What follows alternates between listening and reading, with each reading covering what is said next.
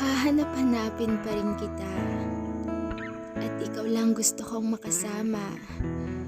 Pero naisip ko, ganun ka rin ba? Kung ano ba yung nararamdaman ko ay ganun rin ba ang nararamdaman mo?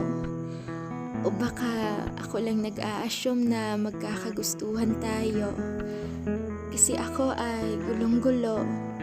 Di ko na alam kung ano yung papaniwalain ko. Yung isip ko ba na nagsasabi na nag-a-assume ka lang sa kanya? O yung puso ko na nagsasabi na mahal ka rin niya, pero nahihiya lang siya?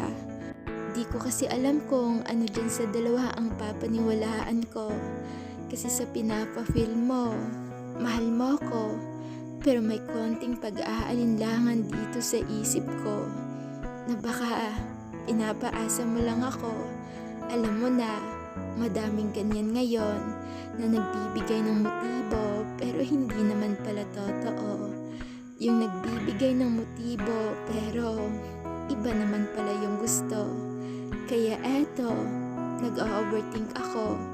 Iniisip ko kung mahal mo ba talaga ako o baka naman pinapaasa mo lang ako.